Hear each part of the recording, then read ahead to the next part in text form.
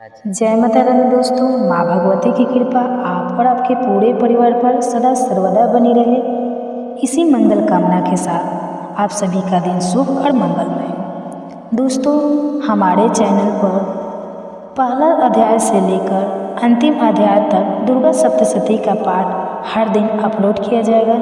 आपसे अनुरोध है कि दुर्गा सप्तशती का पाठ पहला अध्याय से लेकर अंतिम अध्याय तक आप अवश्य सुनें। तो चलिए आज की अध्याय प्रारंभ करते हैं। मार्कंडेय जी ने कहा, मैं सूर्य पुत्र स्वर्णी मुनि 8 मुनियों में से एक मुनि के उत्पन्न होने की देकर स्वर्ण करो। भगवती महामाया। मार्कंडेय जी ने कहा, मैं सूर्य पुत्र सवर्णी मुनि 8 मुनियों में से एक मुनि के उत्पन्न होने की कथा को सविस्तार वर्णन करता हूँ, उसे तुम ध्यान देकर श्रवण करो। भगवती महामाया की कृपा से सूर्य पुत्र सवर्णी जिस प्रकार मनवंतर के अधिष्ठाता हुए, मैं उसी घटना का वर्णन करता हूँ। प्राचीन काल में स्वारोचिक नामक मनवंतर में सूरत नाम के विख्यात एक बहुत ही प्रतापी राजा हुए थे। चैत वंशोत्पन्न उस सूरत राजा का सारे भूमंडल पर एकछत्र राज्य था। वे प्रजाओं का पालन अपनी संतान के समान किया करते थे। 30 पर वे कोलबिंदवंशी नामक क्षत्रिय उनसे द्वेष करने लगे। राजा सूरत की दंड व्यवस्था अत्यंत कठोर थी। अपने विपक्षियों के साथ राजा सूरत ने भीषण संग्राम किया। यद्यपि कोलबिंदवंशी क्षत्रियों की संख्या अल्प ही थी, किंतु विजय लाभ उन्हीं लोगों को मिला। विरोधियों द्वारा पराजित होकर राजा सूरत अपनी राजधानी में वापस लौटे और अपने देश तक ही अपने राज्य का सीमा निर्धारित कर दी। इसमें अधिक वे अपने राज्य का विस्तार न कर सके, बल्कि पहले से शासित भूमि भी उन्हें छोड़नी पड़ी।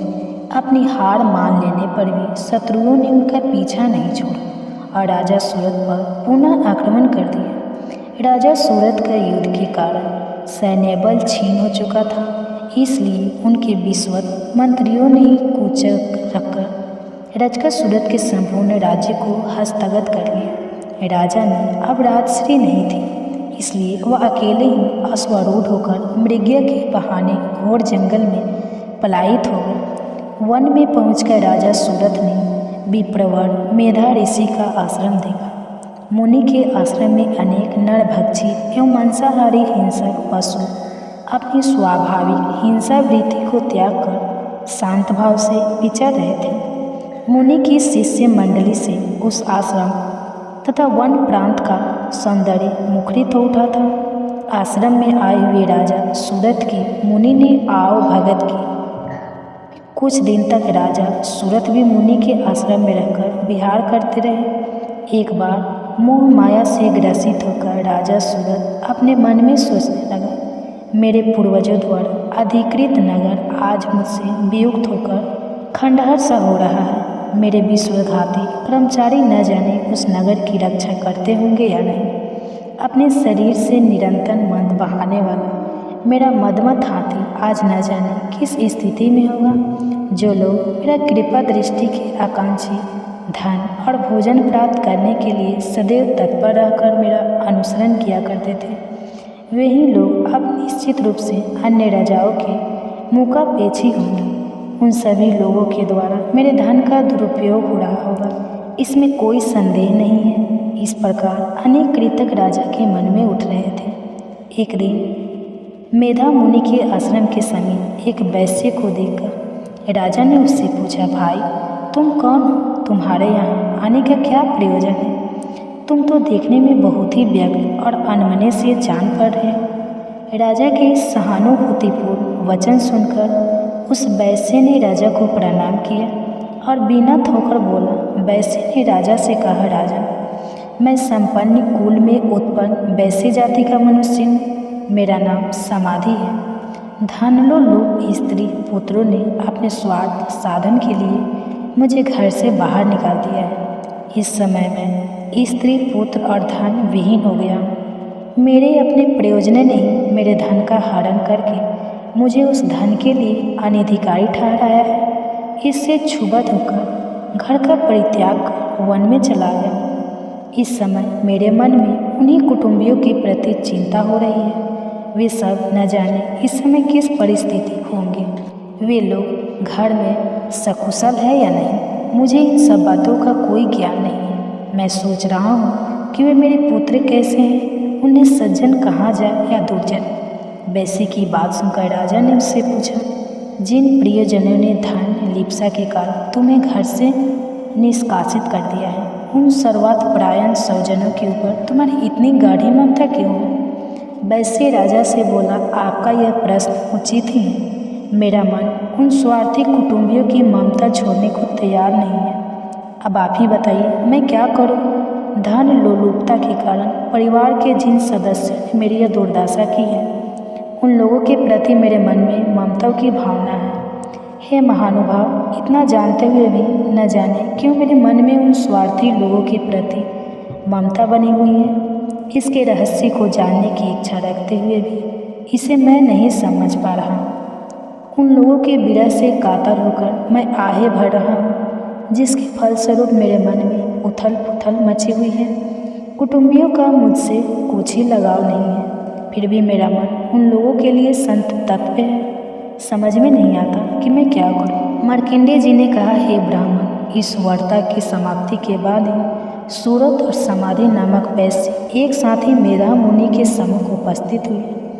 मुनि के प्रति सम्मान प्रदर्शन करके वे दोनों वहीं बैठ गए। इसके बाद राजा सूरत और वैश्य में परस्पर कुछ बातचीत होने लगी। राजा ने कहा, भगवान, मैं आपसे एक निवेदन करना चाहता हूँ, कृपा आप उसे बताइए। मेरा मन स्ववश न रहने के कारण बहुत ही कलेशित है। जिस राजभोग के मुख से मैं वंचित कर दिया गया हूँ, उसी को पुनः हस्तगत करने के लिए मेरे मन में आकांक्षा बनी हुई है। हे मुनिश्रेष्ठ, मैं इस बात को जानता हूँ कि अब मेरा राज्य पर कोई प्रभुत्व नहीं रह गया, उस पर किसी अन्य का शासन हो गया है। फिर भी अपनी अज्ञानतावश मैं उसी के मुँह में पड़ा हूँ। इन सब बातों में क्या भेद है, मैं कुछ भी समझ नहीं पा रहा। यह वैसे भी मेरे ही समान अपने पुत्र, स्त्री और सेवकों द्वारा त्यक्त है, ऐसा जानते हुए भी यह वैसे अभी तक अपने कुटुंबियों के मुँह में ग्रस्त है। अतएव हम दोनों का मन इन सब बातों से बहुत ही खिन्न है। मेरा मन अभी भी भ्रमित हो रहा है। हे महाभागे, हम दोनों में जो प्रेम प्रभावित हो रहा है वह क्या वस्तु है? हम दोनों में प्रत्यक्षता ज्ञान के लक्षण दृष्टिगत हो रहे हैं। राजा की बात सुनकर ऋषि ने कहा, हे महाभाग, समस्त प्राणियों में विषय मार्ग का ज्ञान विद्यमान रहता है। उसी प्रकार सभी जीवों के विषय भिन्न भिन्न होते हैं। उदाहरण स्वरूप कुछ प्राणियों में दिवागंता बनी रहती है, परंतु इसके विपरीत कुछ जीव ऐसे भी होते हैं जिन्हें नंता धनता रात्रि में न दिखाई देना होता है। इनके विपरीत कुछ ऐसे जीव भी होते हैं जो दिन रात में समान रूप से देखने में सक्षम होते हैं। यह बात बिल्कुल सत्य है कि समस्त प्राणियों में मनुष्य अधिकतर विवेकशील प्राणी माना जाता है, परंतु विवेकशीलता की यह बात केवल मानव वर्ग में ही नहीं अपितु पशु पक्षी और मृग आदि में भी पाई जाती है। पशु पक्षी और मृग आदि में भी पाई जाती है। पशु पक्षी और हिरण आदि जीवों के अनुरूप ही मानव बुद्धि भी होती है। जिस प्रकार मानव में समझदारी का भाव होता है, उसी प्रकार हिरण आदि जीवों में भी होता है। इसके साथ ही अन्य बातों में भी इन दोनों वर्गों में अनेक समानताएं होती हैं। उदाहरण के रूप में तुम इन पक्षियों को ही ले लो।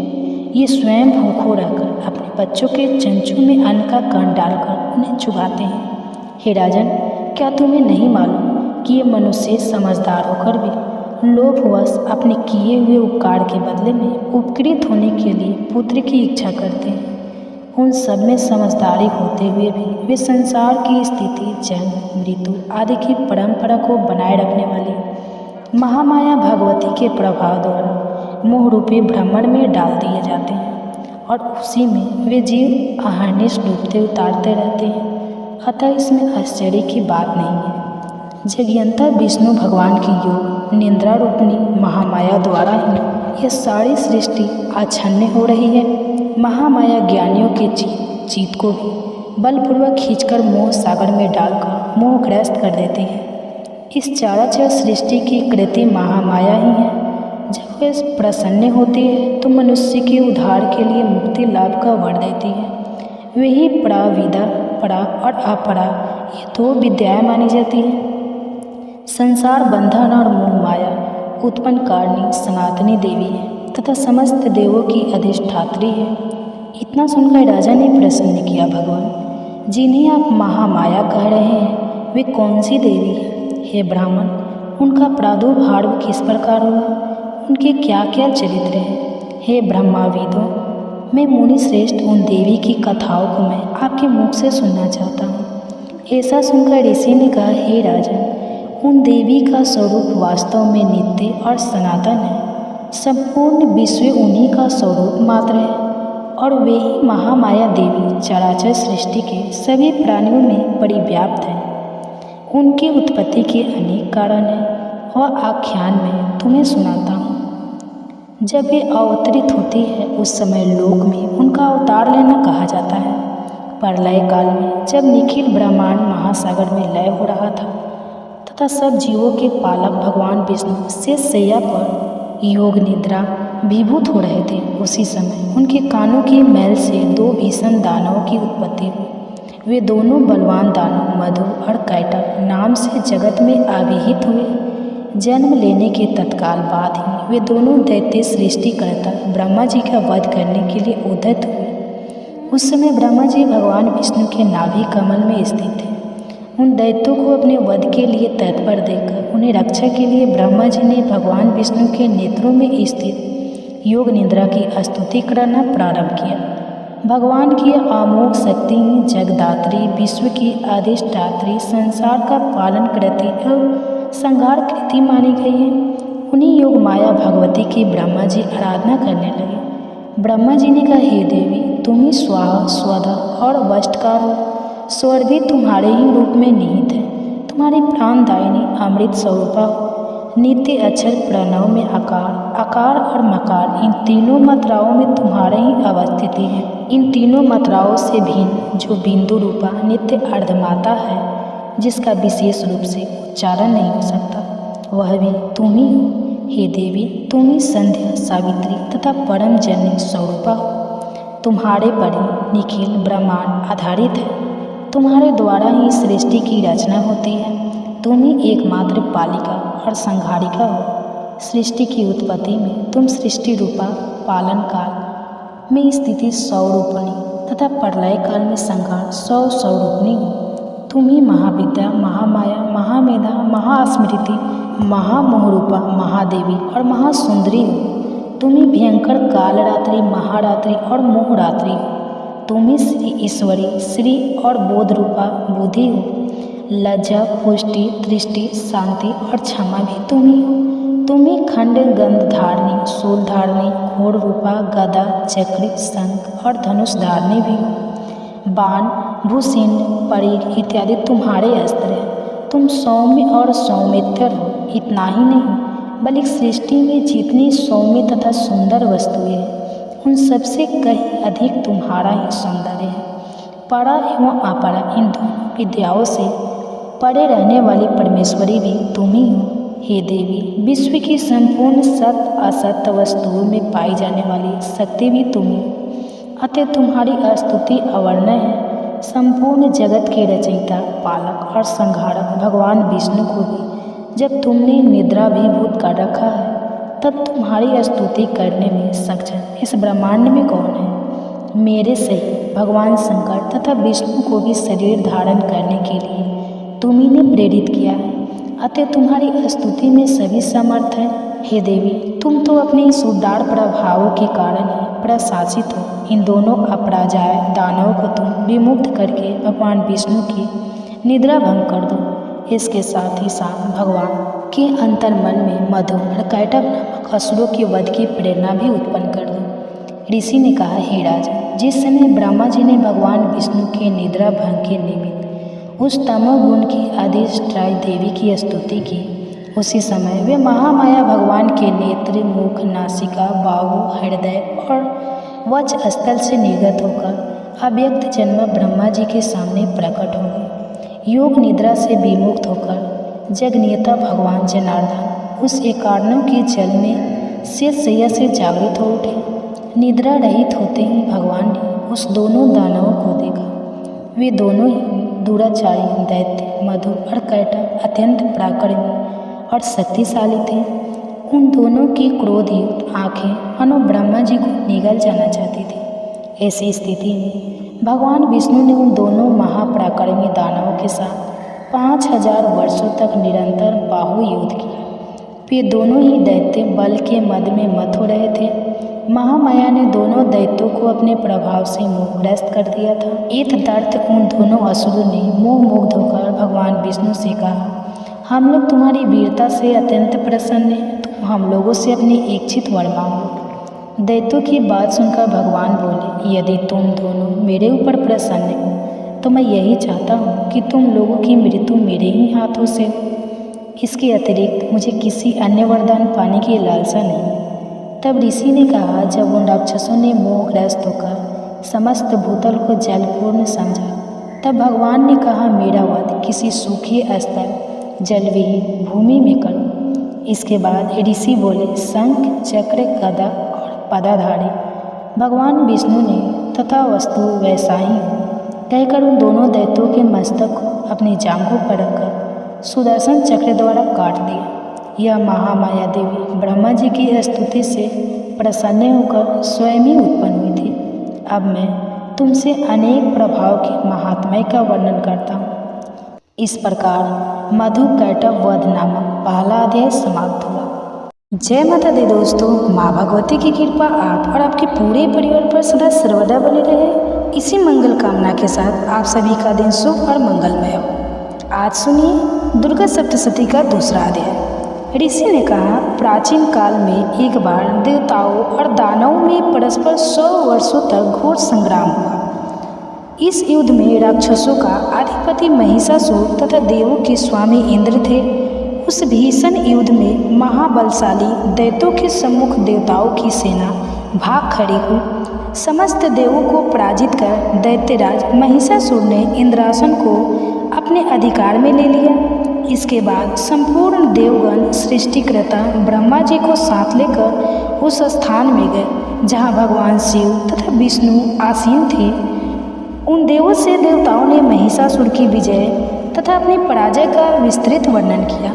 देवताओं ने भगवान से कहा, हे भगवान, महापराक्रमी महिषासुर ने सूर्य, चंद्र, अग्नि, वायु, इंद्र, यम, वरुण तथा अन्य सभी देवताओं से अनेक अधिकार छीनकर स्वयं ही सबों पर आधिपत्य कर लिया है। उस पापात्मा महिषासुर ने सभी देवों को स्वर्ग से निकाल बाहर कर दिया है।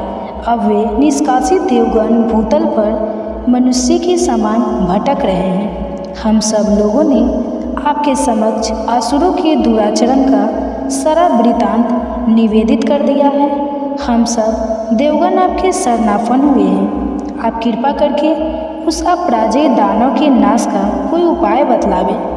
देवताओं के मुख से ऐसी अनहोनी घटना सुनकर भगवान विष्णु और शिव जी दानवों पर अत्यंत कुपित हुए, जिसके फलस्वरूप उन देवाधिदेव की भव्य कुटिल हो गई और उनकी मुखाकृति वक्र हो गई।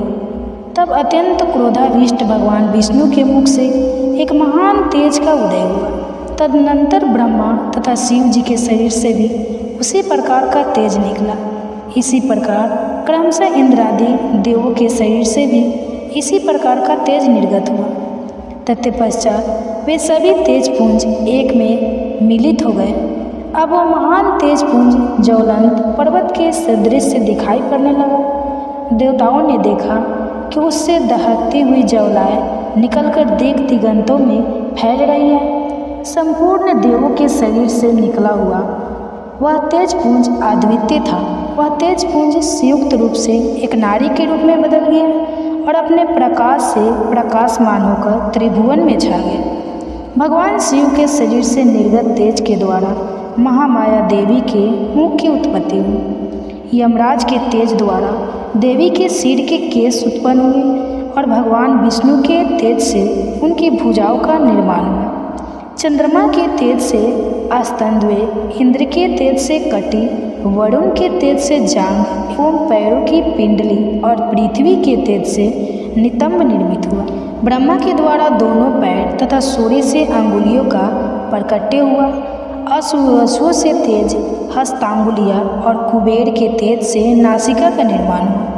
प्रजापति के तेज से दंत पंक्ति तथा अग्नि के तेज से त्रिनेत्रों का प्रादुर्भाव हुआ। संध्या के तेज से दोनों भवे और वायु के तेज से कान उत्पन्न हुए। इसी प्रकार अन्य सभी देवों के मिलित तेज से देवी के संपूर्ण अवयवों का निर्माण हुआ। समग्र देवी के संयुक्त तेज से प्रकट हुए।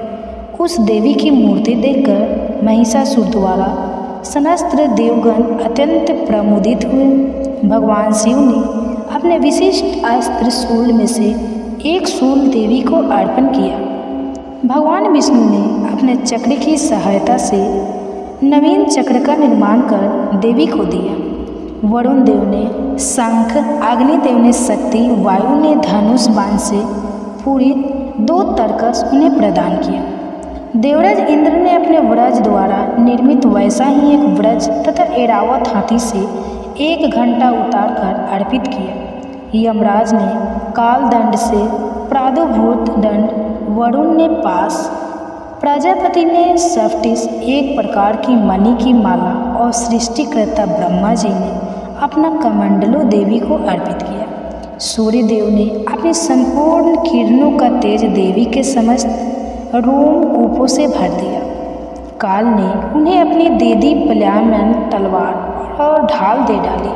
क्षीर सागर ने उज्ज्वल हार, कभी मलिन न होने वाले 2 दिव्य वस्त्र, दिव्य चूड़ामणि, 2 कुंडल, कड़े, समुज्ज्वल अर्धचंद्र, भुजाओं में से धारण करने का केयूर, बाहों में पहनने का एक प्राचीन आभूषण बाजूबंद अर्पित किया।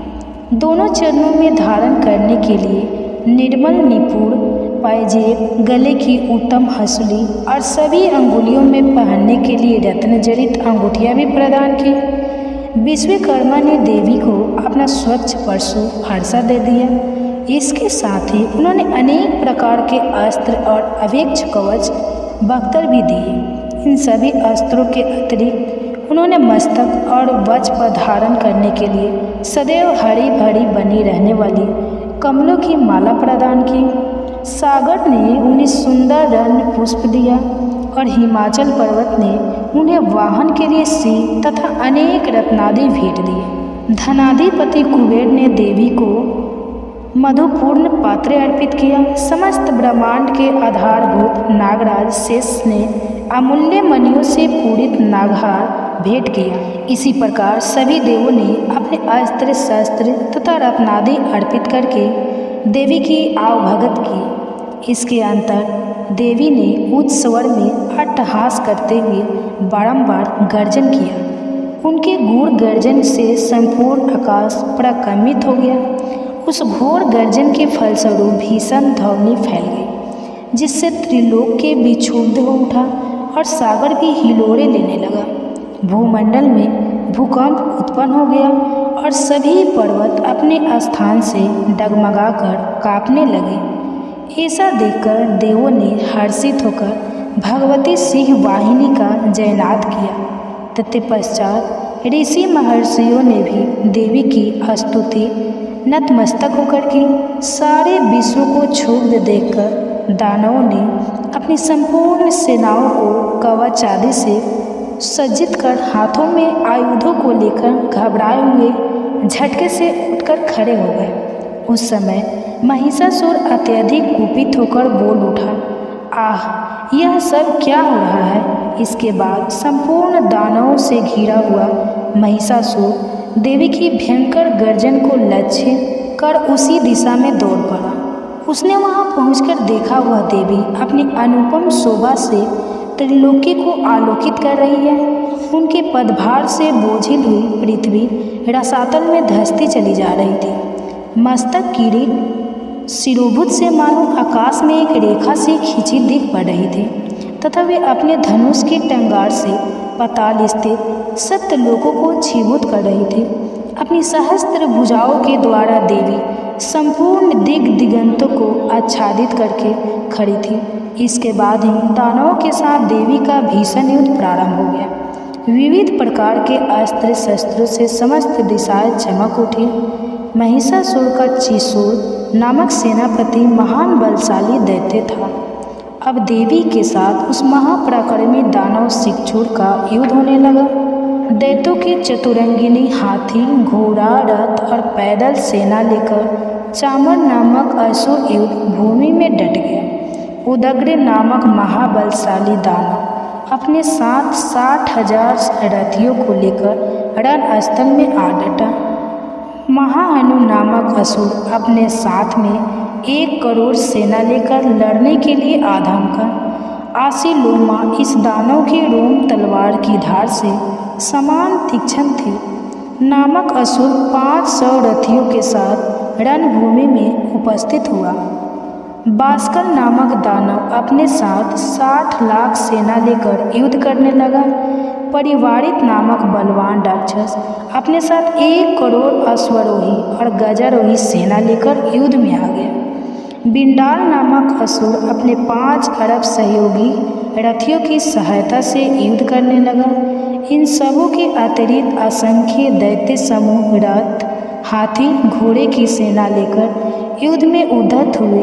उस समारांगण में महिषासुर स्वयं करोड़ों सहस्त्र रथों, हाथियों एवं घोड़ों की सेना सहित उपस्थित था।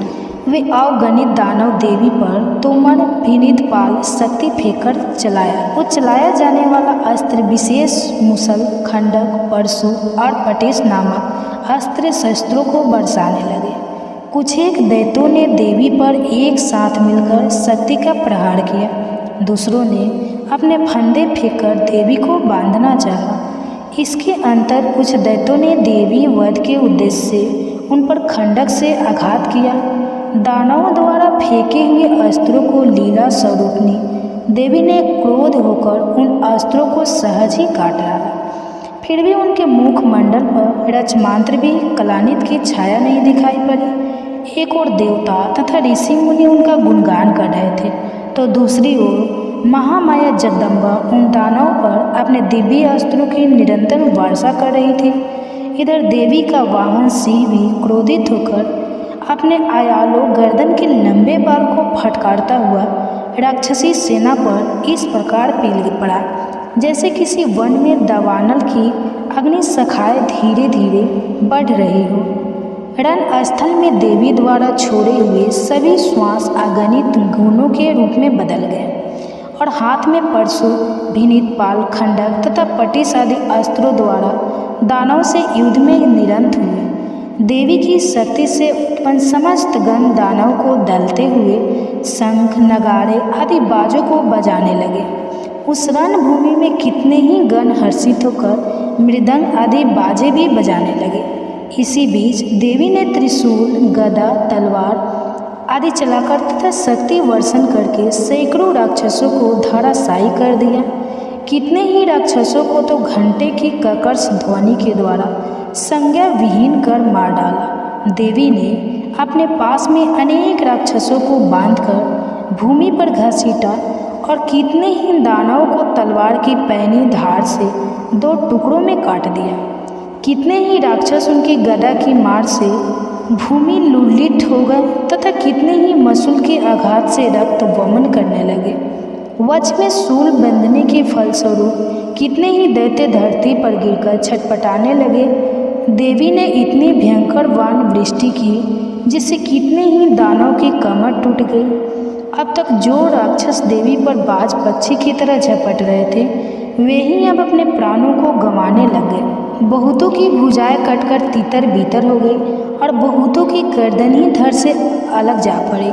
कितने ही राक्षसों के सिर खंडन खंडन होकर पृथ्वी पर गिरने लगे तथा कुछ दानवों के शरीर कटकर 2 टुकड़े हो गए। जांग विहीन होकर कितने ही भूमि पर पतित हो गए। देवी ने कितने ही दानवों को बाँह और एक पैर से लंगड़ा बना दिया तथा कितनों की एक आँख फोड़कर उन्हें 2 खंडों में करके मार गिराया।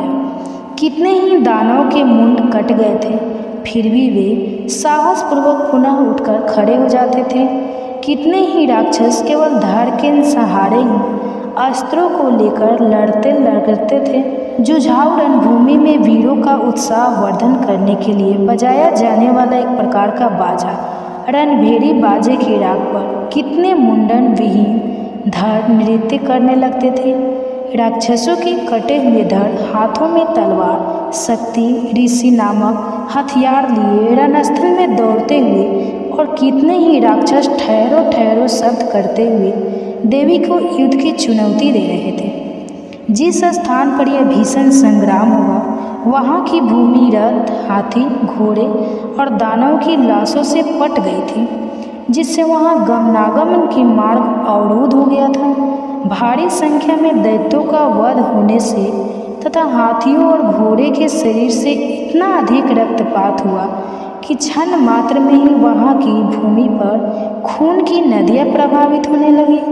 जिस प्रकार तीन समूह और कष्ट राशि को प्रज्वलित अग्नि कुछ ही देर में जलाकर भस्म कर देती है, उसी प्रकार जगदम्बा जगजननी ने भी क्षण भर में ही दानवों की उस विशाल सेना का संहार कर डाला। देवी वाहन सिंह भी अपने आयालों को द्रुत गति से फटकारता हुआ घोर गर्जन उत्पन्न कर रहा था।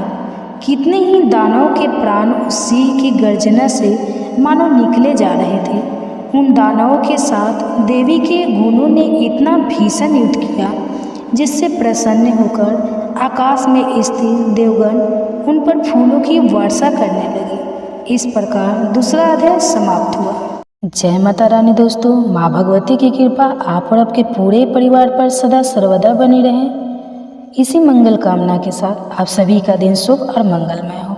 आज सुनिए दुर्गा सप्तशती पाठ का तीसरा अध्याय। इसके बाद ऋषि ने कहा, अपनी सेना का विनाश होते देखकर सेनापति चित्सुर अत्यंत क्रोध की मुद्रा में देवी से युद्ध के लिए उनके सामने आ खड़ा हुआ। सुमेरु पर्वत पर मेघों की वृष्टि होने के समान वह राक्षस देवी पर बाणों की वर्षा करने लगा।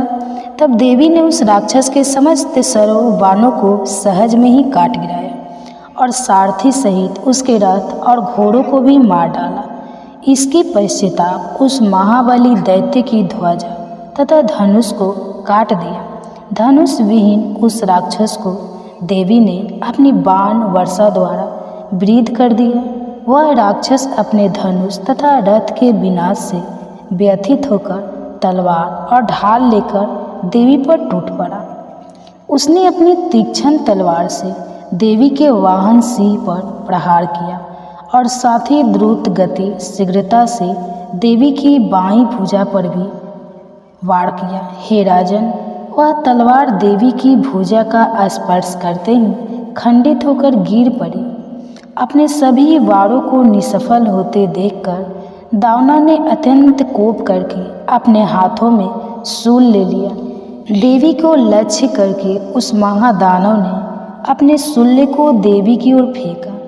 आकाश से पतित होते हुए सूर्यमंडल के समान वह शूल चमक उठा। अपनी ओर उस शूल को आते देखकर उसके प्रतिरोध के निमित्त देवी ने भी अपने शूल को निक्षेपित किया। देवी के शूल से टकराकर उस दानव का शूल 100 खंडों में टूटकर बिखर गया। इसके विपरीत देवी के चलाए हुए शूल के द्वारा महाबलवान दानव के प्राण निकल गए। सेनापति चित्सुर की मृत्यु के बाद चामर नामक दैत्य गजारूढ़ होकर देवी के सामने युद्ध के लिए तत्पर हुआ। देवी के सामने पहुंचते ही अपनी ओर से उसने शक्ति चलाई, जिसके प्रत्युत्तर में देवी ने अपनी हुंकार से ही उस राक्षस को आहत करके भूतल पर गिरा दिया। अपनी शक्ति को चूर्ण होते देखकर चामर बहुत ही क्रोध हुआ। उसने देवी पर शूल का प्रहार किया, परंतु अपने बाणों द्वारा देवी ने उसके शूल को काट दिया। इतने में अवसर देकर देवी के सिंह ने हाथी के मस्तक पर छलांग लगाई और दानव के साथ भयंकर युद्ध करने लगा। वे दोनों लड़ते लड़ते हाथी से नीचे उतर आए और अत्यंत वेग से परस्पर देवी का सिंह आकाश की ओर प्रबल वेग से उछल पड़ा और भूतल पर पतित होते समय अपने पैने पंजों की मार से चामर दैत्य का सिर काटकर धड़ से अलग कर दिया। इसके अंतर उदग्र नामक दानव प्रस्तर खंडकों एवं वृक्षों की चोट से घायल होकर देवी के हाथों मारा गया एवं कराल नामक दानव भी मुक्को थपड़ों तथा दंतक्षत से घायल होकर अपने प्राण गंवा बैठा। अपनी गदा के प्रहार से देवी ने उद्धत नामक राक्षस को हिमालय यमपुरी पहुंचा दिया। भीनित पाल नामक हथियार के द्वारा बाष्कल एवं बाणों से ताम्र और अंधक राक्षसों को धाराशायी कर दिया। अपने त्रिशूल द्वारा परमेश्वरी ने उग्रास से उग्रवीरी एवं महाहनु नामक दैत्य का वध कर डाला। अपनी तलवार के सहारे देवी ने बिडाल दानव के मस्तक का उच्छेद कर दिया। अपने प्रखर बाणों द्वारा देवी ने दुर्धर एवं दुर्मुख नामक दानव का सफाया कर दिया। अपनी सेना का क्षय होते देखकर महिषासुर भैंसे के रूप में देवगणों को त्रस्त करने लगा। कपटवेशी दानव महिषासुर ने कितने को ही थूथुन की मार से, कितने को खुराघात से, कितनों को पूंछ की फटकार से एवं कुछ गणों को अपने नुकीले सिंघों से विदीर्ण कर दिया। कितने ही गुणों को प्रबल वेग से किसी किसी को घुमाकर तथा कितनों को ही अपने प्रक्षेपित वायु के प्रबल झोंकों से भूमि पर सुला दिया। इस प्रकार गुणों की सेना को तीतर बीतर कर वह दैत्य देवी वाहन सिंह को मारने के लिए बड़े वेग से झपट पड़ा। इसके इस दुख सही से कार्य से महामाया को अत्यधिक क्रोध उत्पन्न हो गया। उधर महाबलवान महिषासुर क्रोधातुर होकर अपने खूरों से धरती को कुरेदने लगा और बड़े बड़े शिलाखंडों को सींगों से उठाकर फेंकता हुआ गुरु गर्जन करने लगा। उसके द्रुत गति से दौड़ने के कारण पृथ्वी विक्षुब्ध हो उठी, मानो वह फट जाएगी। उसकी पूंछ की फटकार से सागर पृथ्वी को जलमग्न करने लगे। उसके कमिप सिंगों के आघातों से आकाश स्थित मेघ समूह तीतर बीतर हो गए। उस राक्षस के श्वास की प्रचंड वायु के कारण सैकड़ों पर्वत उड़ उड़कर आकाश से धरती पर गिरने लगे। उस महाकाय दानव का लक्ष्य अपनी ओर देखकर चंडिका देवी ने उसके हनन के निमित्त उस पर अपना क्रोध प्रकट किया। सर्वप्रथम देवी ने अपना पास फेंककर उस महाबलशाली दानव को बांध लिया। जब उस राक्षस को अपने को आबुद्ध पाया तो अपने कपट वेश का त्याग कर दिया। इसके अंतर वह राक्षस कपटी सिंह बनकर देवी के सम्मुख आ गया। तब अंबिका ने जो ही उसका मस्तक काटना चाहा तो ही वह मायावी राक्षस खंडकधारी पुरुष वेश में सामने आ गया। देवी ने महिषासुर को उसी क्षण उसके ढाल तलवार सहित अपनी बाण वृष्टि के द्वारा बेध दिया। अब वह राक्षस कपटी गजराज के रूप में अपनी सूंड की सहायता से देवी के विशाल काय सिंह को अपनी ओर खींचने का विफल प्रयास करने लगा और साथ ही चिघाड़ने भी लगा। खींचने की कुचेष्टा करते ही देवी ने उसकी सूंड को अपनी तलवार से काट दी।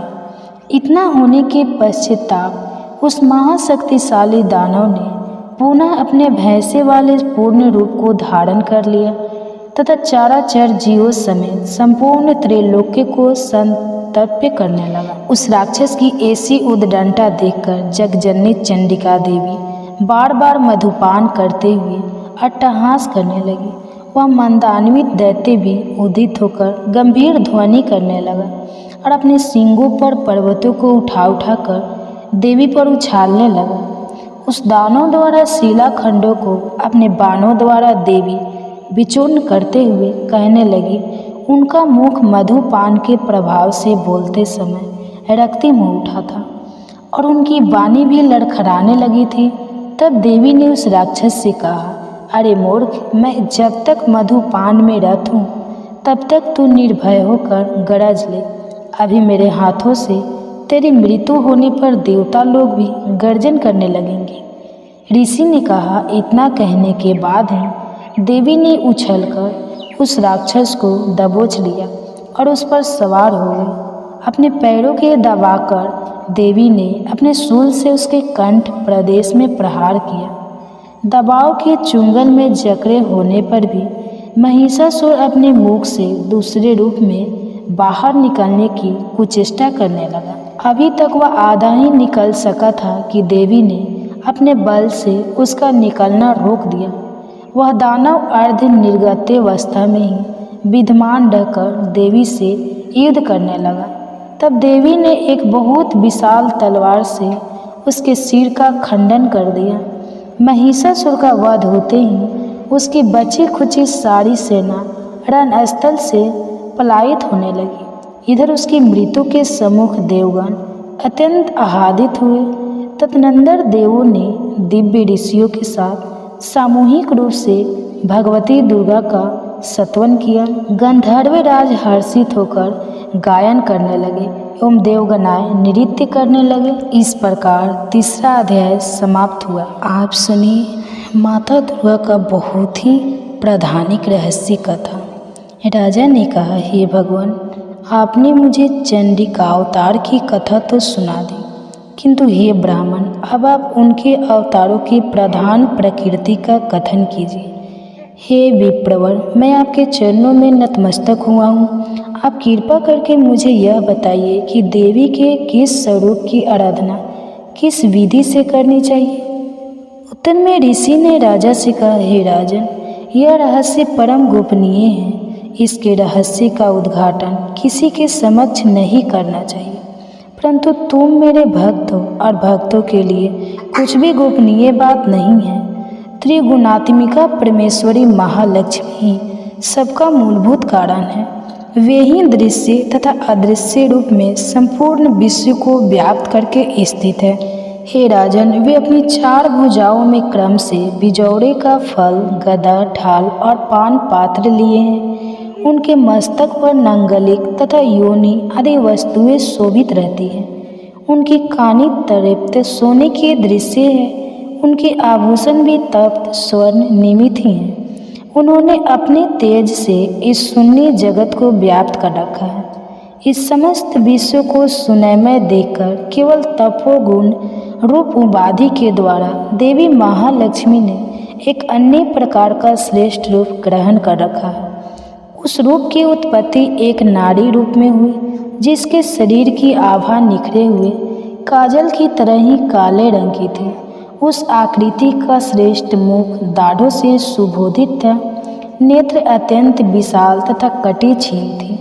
उनकी 4 भुजाओं में क्रम से ढाल, तलवार, प्याला और खंडित मुंड शोभायान था।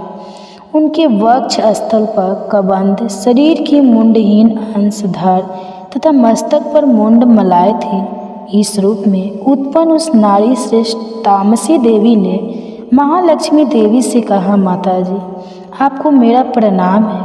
मुझे आप मेरा नाम और कार्य बतावें। तब महालक्ष्मी ने नारियों में श्रेष्ठ उस तामसी देवी से कहा, मैं तुम्हारे नाम और काम को बतलाती हूँ। महामाया, महाकाली, महामारी, क्षुद्रा, त्रिशा, एकवीरा, कालरात्रि तथा दुर्त्याया, ये ही तुम्हारे नाम हैं। तुम्हारे ये नाम कर्मों के द्वारा ही लोकों में प्रसिद्ध होंगे। जो कोई तुम्हारे कर्मों को जानकर इन नामों के द्वारा तुम्हारा पाठ करता है वह सुखी होता है। हे राजन, महालक्ष्मी ने महाकाली से इतना कहकर शुद्ध सत्वगुण संपन्न होकर दूसरा रूप धारण कर लिया। वह रूप चंद्रमा की भांति गौरवन का था। उस श्रेष्ठतम नारी ने अपने हाथों में रुद्राक्ष की माला, अंकुश, वीणा तथा पुस्तक धारण कर रखी थी। महालक्ष्मी ने उनका भी नामकरण किया। महाविद्या, महावाणी, भारती, वाक्य, सरस्वती, आर्या, ब्राह्मी, कामधेनु, वेद गर्भा एवं द्रीश्वरी अर्थात बुद्धि की अधिष्ठात्री, इस प्रकार से तुम्हारे नामों की संज्ञा होगी। तत्पश्चात महाकाली तथा महासरस्वती से महालक्ष्मी ने कहा, देवियों, तुम दोनों ही अपने अपने गुणों के अनुसार स्त्री पुरुष के योगम जोड़े उत्पन्न करो। महालक्ष्मी ने उन दोनों को ऐसा आदेश देकर स्वयं ही स्त्री पुरुष के एक जोड़े को उत्पन्न किया।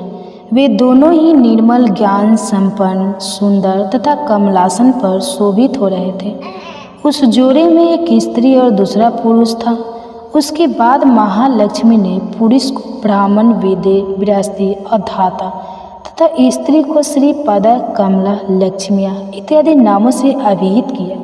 इसके बाद महालक्ष्मी तथा महासरस्वती ने भी एक एक जोड़ा उत्पन्न किया। अब इन जोड़ों के रूप तथा नाम को मैं तुमसे कथन करता हूँ। महाकाली ने नील, चिहाकित कंठ, लाल वर्ण, बाहु, शुभ्र शरीर, मस्तक पर चंद्रमौलिधारी पुरुष एवं गौरव वर्णा स्त्री को उत्पन्न किया। वह पुरुष रुद्र, शंकर, स्थाणु, कामपदी और त्रिलोचन के नाम से प्रसिद्ध हुआ तथा स्त्री त्रयी विद्या, कामधेनु, भाषा, अक्षरा और स्वरा नाम से विख्यात हुई। हे राजन, गौरांगी स्त्री और श्यामलांग पुरुष को महासरस्वती ने उत्पन्न किया।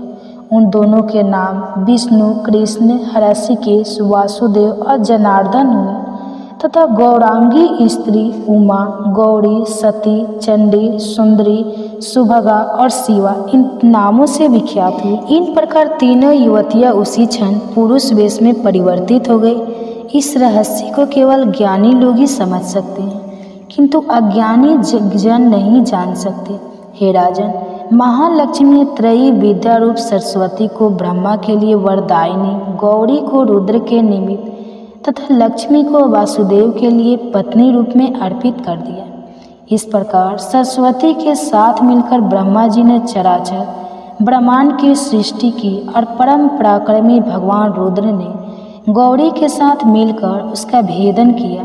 हे राजन, उस ब्रह्मांड में परमत्व आदि कार्य समूह पंचभूतों से मिलकर अस्थावर जंग रूप इस जगत की उत्पत्ति हुई। तदनंतर भगवान विष्णु ने लक्ष्मी के सहयोग से सृष्टि का भरण पोषण किया और प्रलय काल में शिव ने गौरी के साथ मिलकर विश्व का संहार कर डाला। हे महाराज, सर्व सत्वमयी तथा संपूर्ण तत्वों की अधिष्ठात्री देवी महालक्ष्मी वे गुण और सरगुण रूप में अनेक नामों को ग्रहण करती है। इन महालक्ष्मी का निरूपण सगुणवाचक, सत्य, ज्ञान, चित, महामाया आदि नामों के द्वारा करना उचित है। केवल महालक्ष्मी नाम से या किसी अन्य प्रत्यक्ष प्रमाण के द्वारा उनका वर्णन करना नितांतन असंभव है। इसके पश्चाताप ऋषि बोले, हे राजन, सर्वप्रथम सत्व गुण, त्रिगुणात्मिका, तामसी आदि भेद से महालक्ष्मी के जो 3 रूप बताए गए हैं वे ही सर्वा, चंडिका, दुर्गा, भद्रा, भगवती आदि नामों से अभिहित है। तमोगुणी महाकाली ही भगवान विष्णु की योग निद्रा मानी गई है। मधु कैटव वध के निमित्त ब्रह्मा जी ने जिन देवी की स्तुति की थी वे ही महाकाली देवी है। वे 10 मूर्खों, 10 भुजाओं एवं 10 पादों से युक्त है। कज्जल वर्ण के समान 3 विशाल नेत्रों से युक्त है। हे राजन, दांतों एवं दाढ़ों की चमक के कारण उनका भयानक रूप होने पर भी वे सौंदर्य, सौभाग्य, दीपित एवं महत संपत्ति की प्रदायिका है। उनकी 10 भुजाओं में क्रम से खंडक, वाण, गदा, शूल, चक्र, शंख, भूसुंड, भरिग, धनुष तथा रक्त सिक्त खंडित मुंड शोभित रहता है। भगवान विष्णु की दुरूह माया शक्ति महाकाली ही है। उनकी उपासना से उपासक संपूर्ण जगत को अपने अधीनस्थ कर लेता है। जिनका प्रादुर्भाव संपूर्ण देवों के संयुक्त अंगों से हुआ था वे ही अतुलनीय, कांतिमयी साक्षात महालक्ष्मी है। वे महिषासुर मर्दिनी तथा त्रिलोकात्मिका प्रकृति है। उनकी मुखाकृति गौरवर्ण, भुजाएं श्यामवर्ण, स्तन प्रदेश श्वेतवर्ण, कटी प्रदेश और पाद लोहित वर्ण एवं जांघें तथा पिंडलियाँ नील वर्ण की है। त्रिलोकी में अपराजय होने के कारण उनमें अपने स्रव का गर्व भी है। कटी का अग्रभाव विविध वर्णों के वस्त्रों से आच्छादित होने के कारण वह अतीव मनोमुग्धकारणी और विचित्र रूप में दिखाई पड़ती है। उनकी माला, वस्त्राभूषण आदि समस्त वस्तुएं विचित्र हैं। वे रूप, लावण्य और सौभाग्य के शोभित हैं। उनकी असंख्य भुजाएं होने पर भी वे 18 भुजाएं मानकर उनकी पूजा करनी चाहिए। अब उनके दाएं हाथ के निमांग से लेकर बाएं पार्श्व के निचले हाथों में जो जो अस्त्र विभूषित है उनका वर्णन हो रहा है। रुद्राक्ष माला, पद्म, फान, तलवार, वज्र, गदा, चक्र, त्रिशूल, परशु, शंख, घंटा, पास, शक्ति, दंड, ढाल, धनुष, पानपात्र यानी सूरापात और कमंडलू इन उपयुक्त अस्त्रों की वे धारिणी है। वे कमलासन पर आसीन है। वो सर्वदेवमयी तथा सभी प्राणियों की अधीश्वरी है। हे राजन, जो इन महालक्ष्मी देवी की आराधना करता है वह समस्त लोकों तथा देवों का भी स्वामी बन जाता है। जो देवी पार्वती जी के शरीर से निकली थी और जिन्होंने शुंभ नामक असुर का विनाश किया था, उन्हें साक्षात सरस्वती माना गया है। हे पृथ्वीपति, उनकी 8 भुजाओं में क्रम से बाण, मुसल, शूल, चक्र, शंख, घंटा, हल और धनुष शोभायमान होता है। निशुंभ दर्दनी तथा शुंभासुरवासिनी सरस्वती देवी की भक्ति भाव से पूजा करने पर प्राणी सर्वगता को प्राप्त कर लेता है। हे राजन, मैंने तुम्हें महाकाली आदि तीनों मूर्तियों के स्वरूप का रहस्य समझाया। अब इसके बाद जगत जननी महालक्ष्मी तथा इन महाकाली आदि त्रिमूर्तियों को भिन्न भिन्न प्रकार से उपासना विधि बतलाता हूँ, तुम उसे सुनो। जब भी महालक्ष्मी की पूजा करनी हो तब मध्य भाग में उनकी मूर्ति स्थापित करें एवं उनके दक्षिण तथा वाम पार्श्व में क्रमशः महाकाली तथा महासरस्वती की प्रतिमा स्थापित करें। तत्पश्चात तीनों युगल देवों की स्थापना कर उपासना करनी चाहिए। महालक्ष्मी के पृष्ठ भाग के ठीक मध्य में सरस्वती के साथ ब्रह्मा की पूजा करें तथा उनके दक्षिण भाग में गौरी के साथ रुद्र की तथा बाएं भाग में लक्ष्मी के साथ विष्णु की पूजा करें। महालक्ष्मी आदि तीनों देवियों के सामने निम्नलिखित 3 देवियों की भी पूजा करनी चाहिए। बीचों बीच में स्थित महालक्ष्मी के आगे मध्य भाग में अष्टादश भुजा वाली महालक्ष्मी की पूजा करें। उनके बाएं 10 मुखी महाकाली तथा दाहिने भाग में अष्टभूमि महासरस्वती देवी की पूजा करनी चाहिए। हे राजन, सभी अनिष्ट के सर्वनाथ जब 8-10 भूषी महालक्ष्मी के 10 मुख काली या 8-10 भुजी सरस्वती की पूजा करना चाहे तब उन्हें दाहिने भाग में काल की तथा बाएं भाग में मृत्यु देव का विधिवत पूजन करना अत्यंत आवश्यक है। जब शुंभासुर संहारणी अष्टभुजा देवी की पूजा करनी हो तब उनके साथ ही उनकी 9 शक्तियाँ दाहिने भाग में रुद्र तथा बाएं भाग में गणपति की पूजा करनी चाहिए। पूजा करना विशेष ब्राह्मी, माहेश्वरी, कौमारी, वैष्णवी, वराही, नारसिंही, इंद्री, शिवदूती और चामुंडा यही देवी की और 9 शक्तियाँ मानी गई है। नमो दैवे मंत्र से महालक्ष्मी देवी की आराधना करें। उनके पूजन काल में उनके 3 अवतारों का वही मंत्र प्रयुक्त करना चाहिए जो स्तोत्र में कथित है। अष्टादश भूषी महिषासुरमर्दिनी महालक्ष्मी ही प्रमुख रूप से आराध्या है, क्योंकि वे ही महालक्ष्मी, महाकाली और महासरस्वती के नामों से अभिहित की गई है। वे ही पाप पुण्यों के कर्मों की अधिष्ठात्री तथा संपूर्ण लोकों की अधिष्ठवरी है। महिषासुरमर्दिनी महालक्ष्मी की भक्ति युक्त आराधना करने वाला ही यथार्थ में संसार का स्वामी होता है। अतः जगधात्री भक्त वत्सला भगवती चंडिका का पूजन अवश्य ही करना उचित है। देवी के पूजन सामग्री में अर्घ्य, आभूषण, गंध, पुष्प, अक्षत, धूप, दीप, अनेक प्रकार के भोज्य पदार्थों से युक्त नैवेद्य, रक्त सिंचित, बलि, मांस, मदिरा आदि का प्रयोग होता है। हे राजन, बलि और मांसादि के पूजन करने का विधान ब्राह्मणों के लिए वर्जित है। अतः ब्राह्मणों के लिए मांस मदादि से युक्त पूजन करने का सर्वथा निषेध है। प्रमाण आचमनीय जल, सुगंधित चंदन, कपूर तथा तांबुल आदि अर्पित करके भक्तिपूर्वक देवी की पूजा करनी चाहिए। देवी के सामने भगन मुंडन वाले महिषासुर की पूजा भी की जानी चाहिए, जिसने भगवती के साथ संयुज्य मोक्ष प्राप्त कर लिया है।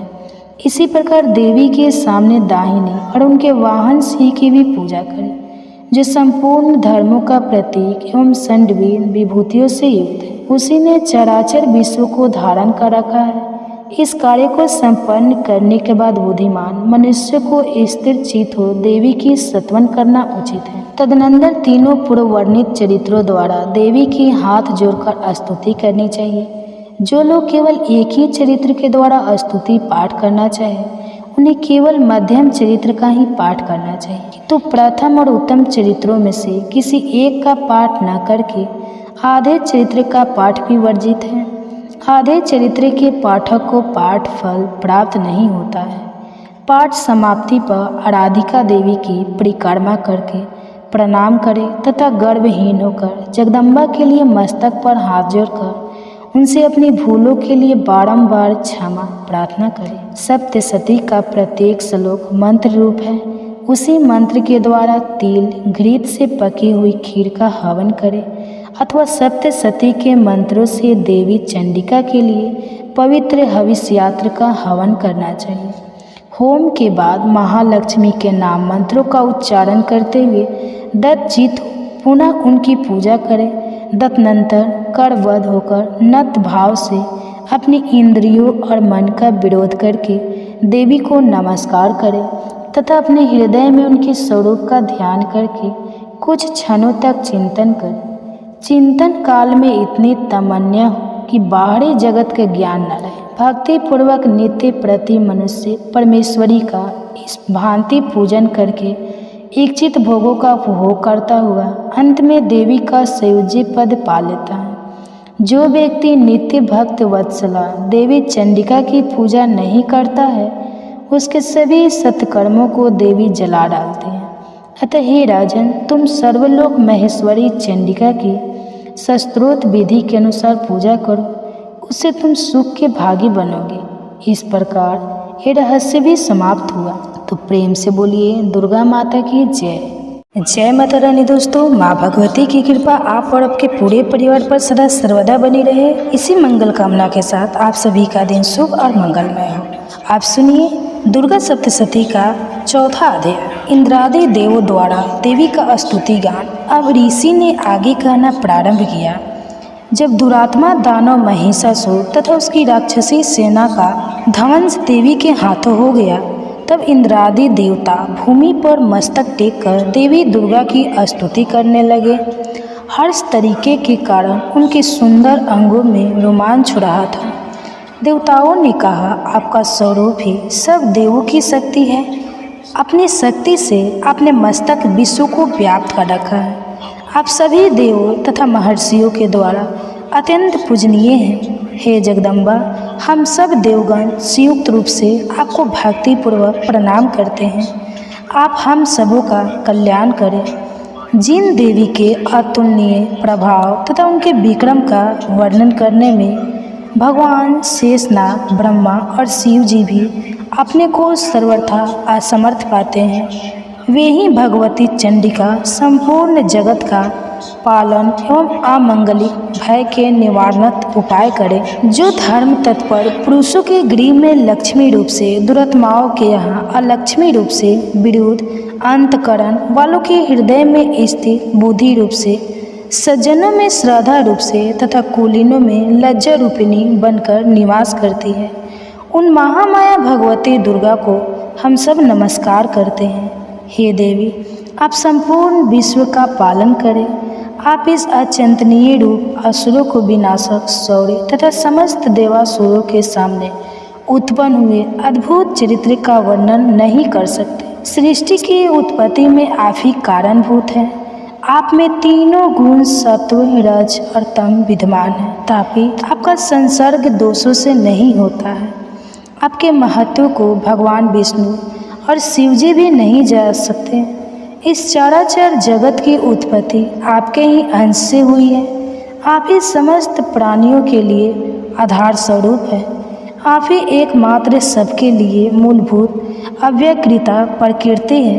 हे देवी, यज्ञाहुति में जिसके उच्चारण मात्र से सभी देवों की तुष्टि होती है, वह स्वाहा आप ही हैं। इसके अतिरिक्त आप पितरों को भी तृप्तिदायिनी हैं, इसलिए सभी लोग आपको स्वधा के नाम से अभिहित करते हैं। हे देवी, आप ही वह परा विद्या है जिससे निर्वाण प्राप्ति, आचितन्य, महाव्रत स्वरूपता, संपूर्ण दोष रहितता, जितेंद्रियता एवं तत्व की सारता प्राप्त होती है तथा जिसकी उपलब्धियां के लिए समस्त मुनिजन निरंतर अभ्यासशील रहते हैं। आप ही शब्द स्वरूपा अत्यंत निर्बल ऋग्वेद, यजुर्वेद तथा उद्गीत है, एक प्रकार का वैदिक गान जो छंद के रूप में गाया जाता है। उसके मनोहर पाठ से युक्त पदबंध रूप में सामदेव की आधार है। आप ही देवी तीनों वेद और छहों ईश्वर से युक्त भागवती हैं। सृष्टि की उत्पत्ति एवं पालन के निमित्त आप ही वर्ता कृषि एवं आजीविका के रूप में प्रादुर्भूत हुई हैं। आप ही इस जगत के महान कष्ट की नासिका है। हे देवी, संपूर्ण शास्त्रों के तत्व ज्ञान की प्राप्ति के लिए आप ही मेधा शक्ति है। इस दुस्तर भव सागर से तारने वाले आप ही नौकारूपिणी दुर्गा देवी हैं। आप सदैव ही आसक्ति से रहित हैं। आप ही कैटव दानव के शत्रु विष्णु भगवान के वश में निवास करने वाली तथा शिव द्वारा आदर प्राप्त गौरी देवी भी हैं। आपके मुखमंडल मधुरास से पूरित स्वच्छ पूर्ण चंद्रबीम के समान और उत्तम स्वर्ग ही मनोहर आभा से आलोकित है। फिर भी आपके इस अनुपम रूप राशि को देखकर राक्षस महिषासुर ने क्रोधाविष्ट होकर आप पर आक्रमण कर दिया। यह अत्यंत आश्चर्यकारक घटना है। हे देवी, जब वही मुखाकृति क्रोधपूर्ण मुद्रा में उदय कालीन चंद्रमा के समान रताम्र तथा वक्र भूकुटी के कारण भीषण उठे, तब महिषासुर के प्राण सहसा क्यों नहीं निकल गए? यह बहुत ही आश्चर्यजनक बात है, क्योंकि क्रोध यमराज के सन्मुख ऐसा कौन जीवधारी है जो प्राण धारण में सक्षम हो सके? हे परमात्मा स्वरूप देवी, आप प्रसन्न हो। आपकी प्रसन्नता पर ही इस सृष्टि का कल्याण संभव होता है एवं कुपित होने पर कितनों का ही विनाश हो जाता है। यह बात अनुभव द्वारा प्रत्यक्ष लक्षित हुई है। महिषासुर की विशाल वाहिनी आपके क्रोधानल में पड़कर क्षण भर में ही भस्मीभूत हो उठी। आप सदैव ही अभयोदयकारिणी हैं। जिन लोगों पर आपकी कृपा दृष्टि रहती है वे ही देश तथा समाज में सम्मानित, धन धान्य से पूरित तथा ख्याति प्राप्ति के भाजन होते हैं। उन लोगों का धर्म कभी शिथिल नहीं होता तथा वे ही अपने भार्या, पुत्र एवं अनुचरादि के साथ रहकर जगत में धन्य होते हैं। हे देवी, आपके कृपा कटाक्ष के द्वारा धर्म प्राण लोग श्रद्धान्वित होकर सदैव धर्म कार्य में तल्लीन रहते हैं, जिसके फलस्वरूप उन्हें स्वर्ग लोक की प्राप्ति होती है। इसलिए निश्चय ही आप त्रिलोक को अभिलषित फल देती हैं। हे माँ दुर्गे, आपके अस्मरण मात्र से ही सब जीवों के भय का निवारण होता है। स्वस्थ व्यक्तियों द्वारा आपका ध्यान किए जाने पर आप उन्हें शुभप्रद बुद्धि देती हैं। दुख, दरिद्रता और भय हारिणी देवी, आपका चित्त सदैव परोपकार में द्रवित रहता है। आपके समान इस जगत में ऐसा दूसरा कौन है? हे देवी, जो दानव नरकगामी बनने के लिए अंत काल तक दुराचरण करते रहे, उन्हें वध के बहाने स्वर्ग प्राप्ति कराने तथा संसार को सुखी बनाने के हेतु ही आप उनका संहार करती हैं। आप अपने शत्रुओं पर शस्त्र क्यों उठाती हैं?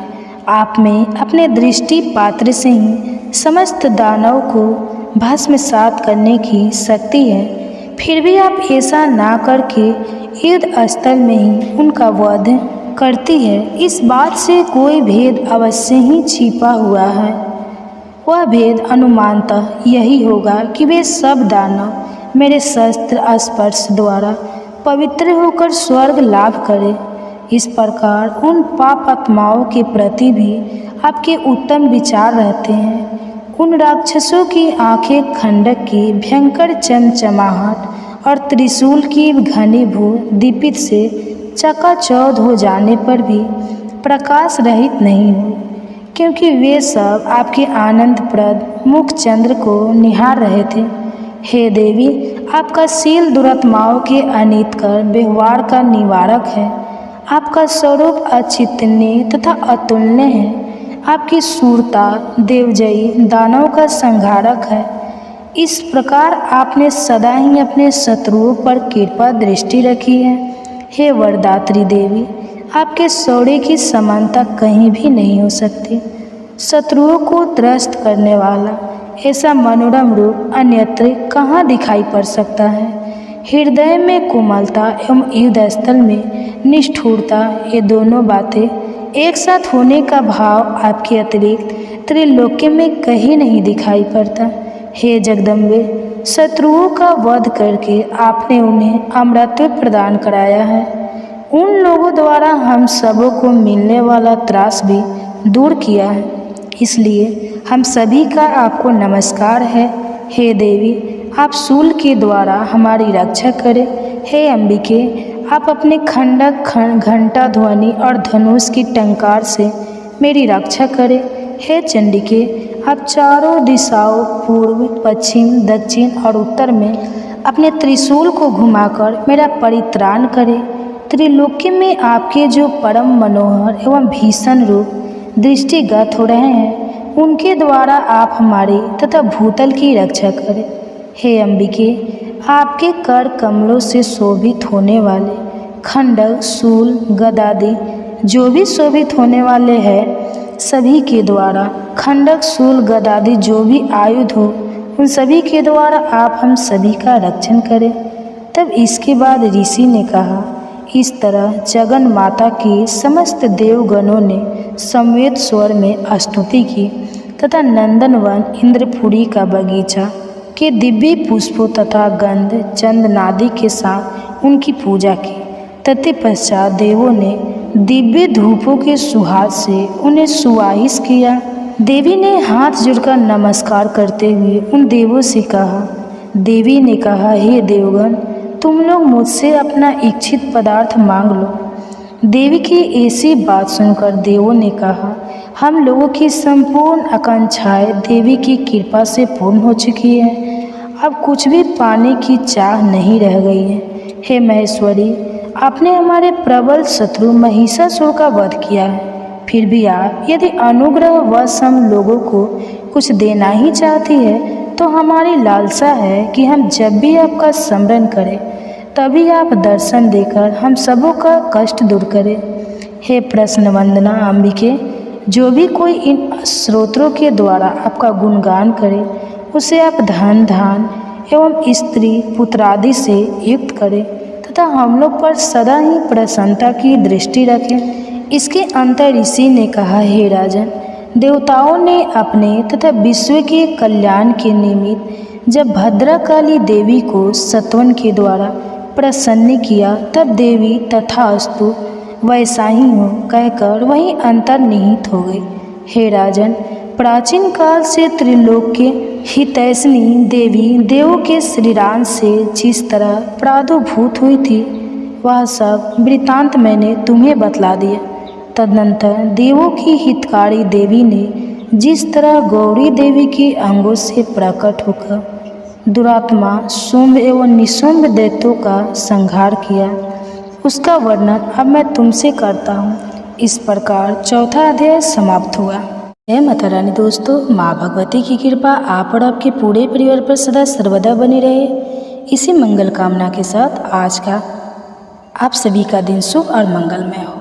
आज सुनिए दुर्गा सप्तशती पाठ का 5वां अध्याय। ऋषि ने आगे कहना प्रारंभ किया कि प्राचीन काल में शुंभ और निशुंभ नामक महाबलवान दानवों ने बल मद से गर्वित होकर इंद्रासन को अपने अधीनस्थ कर लिया।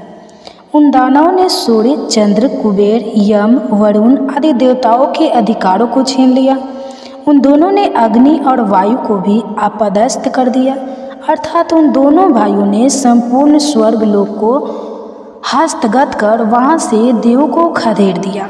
उन दोनों राक्षसों से पराजित तथा अपमानित होकर सभी देवों ने अपराजिता देवी का ध्यान किया। पूर्व काल में जगदम्बा द्वारा देवों को वर प्राप्त था कि जब भी उन पर किसी प्रकार का संकट उपस्थित होगा, तभी देवी की आराधना द्वारा उनका संकट दूर हो जाएगा। ऐसा सोचकर सभी देवता हिमालय पर्वत पर जाकर भगवती विष्णु माया की स्तुति करने लगे। देवताओं ने कहा, देवी को नमस्कार है, महादेवी शिवा को हम सभी का प्रणाम है, प्रकृति एवं भद्रा को नमस्कार है। हम लोग नियम पूर्वक जगजननी जगदम्बा की वंदना करते हैं। रौद्रा, नित्या, गौरी एवं धात्री, इन सब देवी को मेरा बारंबार नमस्कार है। ज्योतिषमयी, चंद्ररूपिणी तथा सुख स्वरूपिणी देवी को मेरी सतत वंदना है। शरणापन्नों के लिए कल्याणमयी, वृद्धिकरी एवं सिद्धि स्वरूपिणी देवी को हम सब लोग बार बार प्रणाम करते हैं। नैऋत्य दानवों की लक्ष्मी, राजाओं की लक्ष्मी तथा सर्वाणी स्वरूपिणी जगदम्बा को हम सब नतमस्तक होकर अभिवादन करते हैं। दुर्गा संकट हारिणी, सर्वभूता सर्वकारिणी ख्याति कृष्णा और धूर्मा देवी को मेरा सदैव नमस्कार है। अत्यंत सौम्या एवं अत्यंत रौद्रा देवी को हम सब 100 बार नमस्कार करते हैं। जगत की आधार रूपिणी देवी को मेरा बारंबार नमस्कार है।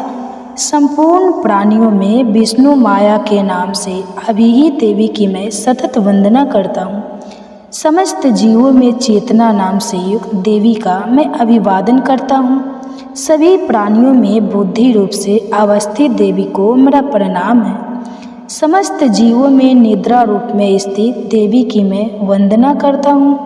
सभी जीवों में क्षुधा रूप में विद्यमान देवी को मेरा अभिवादन है। सभी जीवों में छाया रूप से स्थित देवी को मैं नमस्कार करता हूँ। सभी प्राणियों में शक्ति, तृष्णा एवं शांति रूप से अवस्थित है, उन देवी का मैं बारंबार अभिवादन करता हूँ। सभी जीवों में जाति तथा लज्जा रूप से विद्यमान रहने वाली देवी को मैं बार बार नमस्कार करता हूँ। सभी जीवधारियों में शांति, श्रद्धा एवं कांति रूप में अवस्थित देवी को मैं नमस्कार करता हूँ। जो देवी सभी लोगों में लक्ष्मी रूप से अधिष्ठित है, उनको मेरा नमस्कार है। सभी जीवधारियों में जिनकी स्थिति वृद्धि तथा समृद्धि रूप में है, उन देवी का मैं अभिवादन करता हूँ। सभी जीवधारियों में दया रूप से स्थित देवी को मेरा नमस्कार है।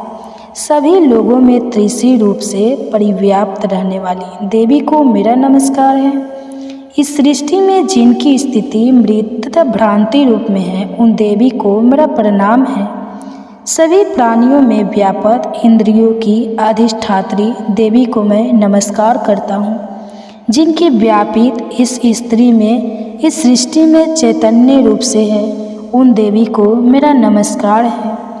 प्राचीन काल में अपनी इष्ट सिद्धि के लिए देवों ने जिनकी स्तुति की थी तथा चिरकाल तक देवराज इंद्र ने जिनका सेवन किया, वह कल्याणदात्री ईश्वरी हमारा हित एवं मंगल करे तथा मेरे पर आई हुई विपत्तियों का निवारण करे।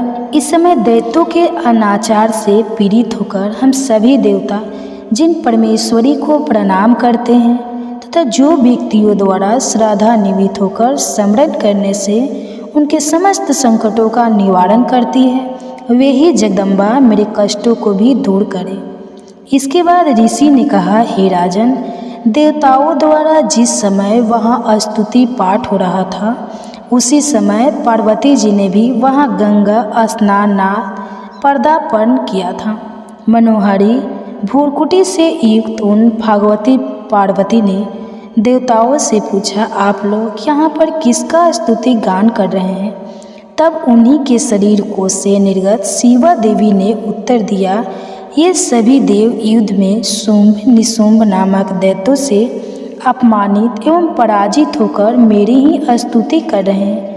पार्वती जी के शरीर कोश से ही अंबिका देवी की उत्पत्ति हुई थी, इसलिए वे त्रिलोक्य में कौशिकी नाम से संबोधित की जाती है। कौशिकी की उत्पत्ति के बाद पार्वती जी ने उनके शरीर का रंग काला पड़ गया, इसलिए वे हिमालय पर निवास करने वाली कालिका देवी के नाम से प्रसिद्ध हुई। तदनंतर शुंभ निशुंभ के अनुचरण चंड मुंड ने आकर परम मुग्धारिणी रूप वाली अंबिका देवी को देखा। देवों का अवलोकन करने के बाद उन्होंने शुंभ दैत्य से जाकर कहा, महाराज, मैंने हिमालय पर्वत पर एक अति सुंदरी स्त्री को देखा है। उसकी कांति से हिमालय आलोकित हो रहा है, वैसी अनिद्य सुंदरी को अब तक कभी किसी ने नहीं देखा होगा। हे दानवराज, आप पता लगाकर उस स्त्री को ग्रहण कर लीजिए। उस स्त्री के समस्त अंगों की शोभा वर्णातीत है और उसकी अंड प्रभा से भी वह संपूर्ण दिग दिगंतों को प्रकाशित कर रही है। अभी तक वह हिमालय पर ही विद्यमान है, आप चलकर उसे स्वयं अपनी आँखों से देख सकते हैं। इस समय आपके आवास स्थान में सभी अमूल्य रत्न, हाथी, घोड़े आदि शोभित हो रहे हैं। आपने ही इंद्र से ऐरावत, परिजात, वृक्ष एवं अश्वों में श्रेष्ठ उच्च श्रवा नामक घोड़ा छीन लिया था। इसके अतिरिक्त हंसों से जुता हुआ ब्रह्मा जी का रत्न जटित विमान भी आपके यहाँ रखा हुआ है। आपने कुबेर से महापग नामक निधि भी हरण करके अपने पास रख लिया है। समुद्र ने केसरों से सुगंधित अपना किंजलिकनी नामक माला आपके हाथों सहर्ष से समर्पित कर दी है, जिसके कमल सदैव हरे भरे बने रहते हैं। वरुण देव का सोना बरसाने वाला छाता भी आपके घर की शोभा बढ़ा रहा है तथा प्रजापति का उत्तम रथ भी आपके अधिकार में है। हे असुरराज, मृत्यु की उत्क्रादिता नामक शक्ति भी आपने उपलब्ध कर ली है। वरुण का पास तथा समुद्र गर्भ के अनेक रत्न आपके छोटे भाई निशुंभ के पास है। अग्नि ने 2 दिव्य वस्त्र आपको स्वयं अर्पित कर रहे हैं। हे दैत्यराज, इस प्रकार आपने संपूर्ण रत्नों का संग्रह कर रखा है, फिर आप स्त्रियों में रत्न रूपी देवी को ही क्यों कर छोड़ रखा है? अतः इसे भी आप अपनी अनुगामिनी बना लीजिए। ऋषि ने पुनः कहा, चंडमुंड के मुख से ऐसी अनहोनी बात सुनकर शुंभ ने देवी के पास महादानव सुग्रीव को दूत बनाकर भेजा। शुंभ ने उस राक्षस से कहा कि तुम उसे प्रलोभन देकर शीघ्र ही मेरे पास लाने की चेष्टा करो। शुंभ का आदेश मिलते ही वह दानव पर्वत के उस रमणीक भाग में आ गया जहाँ देवी पहले से ही विराजमान थी। तब शुंभ के दूत ने देवी से मधुर वचन में कहा। दूत ने देवी से कहना प्रारंभ किया, हे देवी, इस समय दैत्यराज शुंभ इस त्रिलोक्य के एकमात्र अधिपति हैं। उन्हीं का भेजा हुआ मैं दूत के रूप में तुम्हारे सम्मुख उपस्थित हुआ हूँ। सभी देवगण उनकी आज्ञा का पालन बिना प्रतिरोध करते आए हैं। कोई भी उनका आदेश नहीं टाल सकता है। उन्होंने संपूर्ण देवों पर विजय प्राप्त किया है। तुम्हारे लिए उन्होंने जो संदेश मुझसे कहलवाया उसे तुम ध्यान देकर सुनो। दानवराज ने कहा है कि इस समय सारी सृष्टि मेरे वशीभूत है। देवता भी मेरी बात का उल्लंघन नहीं कर सकते। संपूर्ण यज्ञों का मैं ही पृथक रूपों से भोगता हूँ। त्रिलोकी के समस्त श्रेष्ठतम रत्न मेरे ही पास उपलब्ध है। देवराज इंद्र का सर्वश्रेष्ठ वाहन ऐरावत हाथी मेरे ही पास है। क्षीर छागर के मंथन काल में प्रातः उच्च श्रवा नामक अश्वरत्न देवताओं ने मुझे दे डाला है। इनके अतिरिक्त नागों, गंधर्वों या देवियों के पास जितने अमूल्य निधि थे वे सभी मेरे अधीन हैं। हे देवी, हम लोग तुम्हें नाड़ियों में रत्न मानते हैं, अतः तुम हमारे पास चली आओ, क्योंकि उन दुर्लभ वस्तुओं का उपभोग करने वाला एकमात्र मैं ही हूँ। हे चंचलाक्षी, तुम मेरे या मेरे महाबलवान भाई निशुंभ के पास रहकर सुर दुर्लभ सुखों का उपभोग करो, क्योंकि तुम रत्न स्वरूपा हो। मेरा वर्णन करके ही तुम अतुल्य संपत्ति की अधीश्वरी बन सकती हो। तुम अपनी समझ से काम लो और मेरी पत्नी बनना सहर्ष स्वीकार करो। तब ऋषि ने कहा, दूत द्वारा ऐसी बात सुनकर कल्याणकारिणी भगवती दुर्गा अपने मन में गंभीर भाव से मुस्कुराते हुए उस दूत से बोली। देवी ने दानव दूत से कहा, हे दूत, तुमने जो कुछ भी मुझे बताया है यह अक्षरशः सत्य है, इसमें तनिक भी संदेह नहीं है। इस समय त्रिलोकी का स्वामी शुंभ तथा उसी के समान पराक्रमी उसका भाई निशुंभ ही है, किंतु इस विषय में मैंने प्रतिज्ञा की है, उसे भला मैं कैसे तोड़ सकती हूँ। मैं अपना संकल्प तुम्हें बताती हूँ। जो भी प्राणी मुझे समन में पराजित करेगा, मेरे दर्प को दर्पित करेगा तथा जो पराक्रम और शौर्य में मेरे ही समान होगा, उसी से मैं अपना विवाह करूँगी। ऐसा ही मेरा संकल्प है। इसलिए यहाँ शुंभ निशुंभ आकर मुझे जीत ले तो मैं शीघ्र ही उनको पति रूप में वरण कर सकती हूँ। अतः इस कार्य में विलंब करना ठीक नहीं है। देवी की बात सुनकर दूत ने कहा, हे देवी, तुम्हारी बातें केवल दंभपूर्ण है, लड़ने की तो कल्पना भी नहीं की जा सकती है। इस विषय में ऐसा कोई जीवधारी नहीं जो शुंभ निशुंभ के सामने खड़े होने की सामर्थ्य रखता हो। सभी देवता एवं साधारण राक्षस को सामूहिक रूप से नहीं जीत सकते, तब तुम अकेली अबला क्या कर सकती हो। जिन असुरों के आगे इंद्रादिक देवता भी नतमस्तक हो गए, उनके सामने तुम एकाकी क्या कर सकती हो। मेरी बात मान लेने में ही तुम्हारा हित है, अतः तुम मेरे साथ चली चलो, अन्यथा हमको तुम्हें बलत ले जाना पड़ेगा। तब तुम्हारा मर्यादा कहाँ रहेगी। दूत की बात सुनकर देवी ने कहा, तुम्हारा कहना ठीक है, परंतु मैं अपनी प्रतिज्ञा के कारण विवश हूँ।